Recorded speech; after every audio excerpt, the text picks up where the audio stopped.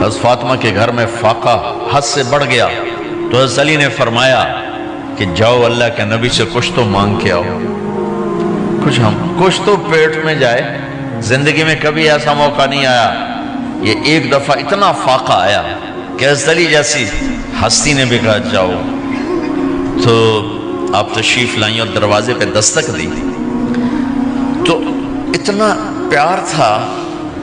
جب حضرت فاطمہ گھر میں داخل ہوتی، اللہ نے ہمیں اولاد کے ساتھ کیا سلوک کرنا ہے، اللہ نے ہمیں اپنے نبی سے یہ بھی سکھایا۔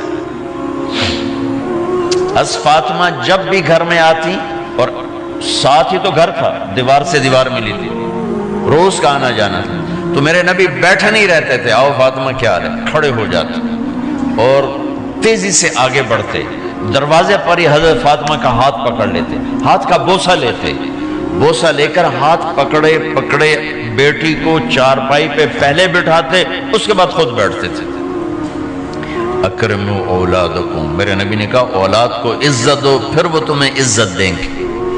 ہمارے ماحول میں اکثر ماں باپ نے اولاد پہ ڈنڈا ہی اٹھایا ہوتا ہے، پھر ان میں بغاوت پیدا ہو جاتی، پھر کہتے ہیں اولاد نافرمان ہے۔ آپ نے دستک دی تو کہنے لگے یہ تو فاطمہ کی دستک ہے، خیر تو ہے، پہلے تو کبھی اس وقت میں آئی نہیں۔ تو آپ نے ام ایمن سے کہا دروازہ کھولو۔ ام ایمن نے دروازہ کھولا تو آپ نے استقبال کیا، بٹھایا، پوچھا بیٹی کیا ہوا، اس وقت میں کیسے آئیں؟ کہا یا رسول اللہ بہت فقر ہے، بہت بھوک ہے، آپ کے پاس سنا کچھ مال آیا ہے، کچھ ہمیں بھی دے دیا جائے۔ اتنی صابر بیٹی زندگی میں ایک دفعہ بھوک کی شکایت لے کر آئیں، اور آگے باپ نے پھر پیپر لے لیا، پھر امتحان میں ڈال دیا۔ آپ نے کہا بیٹی میرے پاس 5 بکریاں کھڑی ہیں، دے دوں یا 5 دعائیں سکھا دوں؟ یہ بھی کوئی کتنا سخت موقع تھا، کتنا سخت موقع ہے کہ صبر کا پہاڑ بیٹی اتنی مجبور ہو کر آتی ہیں کہ یا رسول اللہ برا حال۔ تو میرے نبی کہتے بیٹی یہ بکریاں بھی لے جا، دعائیں بھی لے جا، دونوں جمع کر دیتے، یا دعائیں بعد میں سکھا دیتے، بکریاں دیتے، ایک تو دے دیتے، پر امت کے غریبوں کو تسلی دینی تھی، چونکہ امت میں اکثر طبقہ غریب ہوگا۔ تو آپ نے کہا بیٹی 5 بکریاں دوں یا 5 دعائیں دوں؟ تو وہ سمجھ گئیں اپنے باپ کے مزاج کو کہ ابا جان امتحان لے رہے ہیں۔ تو کہا ابا جان بکریاں چھوڑ دیں، مجھے دعائیں سکھا دیں، مجھے بکریاں نہیں چاہیے۔ بھوکے کی رات بھی گزر جاتی ہے اور بھوکے کا دن بھی ڈوب جاتا ہے۔ تو آپ کا چہرہ ایسے کھل گیا کہ میری بیٹی پاس ہو گئی۔ کہا بیٹی آپ تم دعا میں یہ کہا کرو یا اول الاولین یا آخر الاخرین یا ذا القوة المتین یا راحم المساکین یا ارحم الراحمین، یہ تیرے لیے 5 بکریوں سے اعلیٰ چیز۔ اب گھر واپس گئیں خالی ہاتھ۔ حضرت علی نے فرمایا تو کچھ بھی نہیں لائی؟ کہا نہیں لائی ہوں، بہت کچھ لائی ہوں۔ کہا کیا؟ کہا میں دنیا لینے گئی تھی، آخرت لے کے آ گئی۔ ذہبت للدنیا وجئت بالآخرہ۔ تو حضرت علی نے فرمایا تیرا آج کا دن سب سے اعلیٰ دن، خیر ایام کی حال۔ داماد کا امتحان لے لیا، حضرت علی کو بلا لیا، علی 5000 بکریاں دوں کہ 5 دعائیں دوں؟ اس وہاں تو 5 بکریاں، اب 5000 کر دیں۔ علی 5000 بکریاں لیتے ہو یا 5 دعائیں لیتے ہو؟ تو بھی سمجھ گئے کہ آج میرا محبوب مجھ سے امتحان لے رہا ہے کہ علی کتنا کو مضبوط ہے اپنے ایمان میں۔ اور فاقے میں نے بتا دی کیا گزر رہے ہیں، آدمی اپنی بھوک سہ لیتا ہے، اولاد کا رونا برداشت نہیں ہوتا ہے۔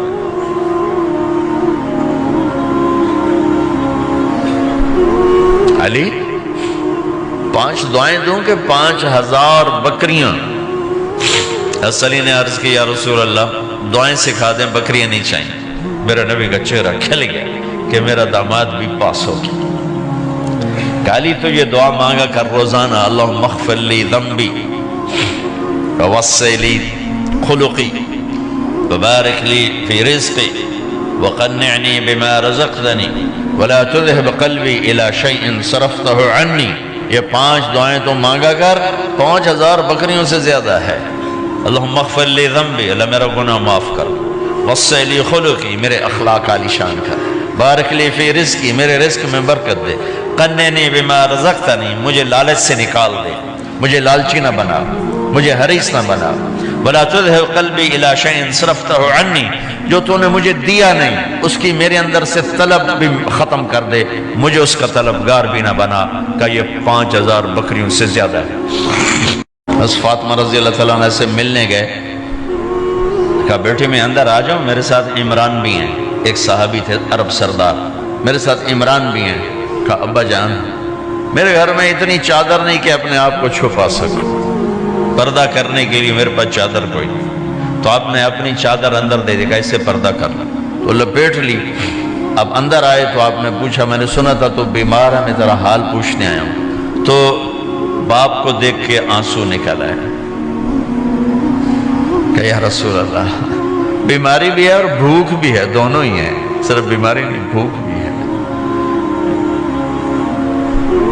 بڑے بڑے مصیبتوں سے لڑ جانے والے ماتھے پہ کبھی بل نہ آیا۔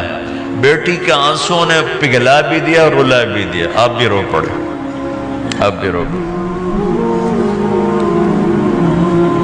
پھر کہا میری بیٹی نہ رو، والذی بعث اباک بالحق ما ذقت من 3 ایام ذواقا، آج تیسرا دن ہے میں نے ایک لقمہ نہیں کھایا، میں تیرے ساتھ۔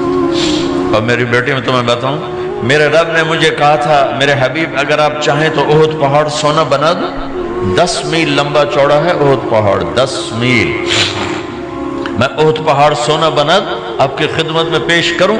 تو میں نے کہا نہیں یا اللہ مجھے نہیں چاہیے، میں ایک دن بھوکا رہوں گا، ایک دن کھانا کھاؤں گا۔ پھر فرمایا بیٹی کیا تجھے یہ عزت کافی نہیں ہے کہ اللہ نے تجھے جنت کی عورتوں کا سردار بنا دیا؟ یہ سرداری سونے چاندی میں تل کے نہیں ملی ہی، اوئے ہوئے ہوئے، میں قربان جاؤں۔ بھائیو آپ سب ماشاءاللہ نوجوان نظر آ رہے ہو، تھوڑا وقت نکال کے اگر آپ پڑھے ہوئے ہو اپنے نبی کی زندگی پڑھا کرو، اپنے نبی کی زندگی پڑھا کرو، بڑا ایمان بھی بنے گا، حوصلہ بھی ملے۔ آپ حسن حسین کو کہتے تھے میری آنکھوں کی ٹھنڈک، میرے جگر کے ٹکڑے، میرے سینے کی ٹھنڈک، میرے لاڈلے، جنت کے چاند، جنت کے سردار، میرے 2 پھول، یہ سارے الفاظ حسن حسین کے لیے ہیں، اور ان کے بھوک کی وجہ سے رونے کی آواز سنتے تھے اور تڑپتے تھے، لیکن روٹی نہیں مانگی ان کے لیے، روٹی نہیں مانگی، کہ اپنی امت کے غریبوں کو تسلی دینی تھی کہ اگر میں فقیر بن کے جا رہا ہوں تو تمہارے اوپر بھی امتحان ہے، چند دن برداشت کرو۔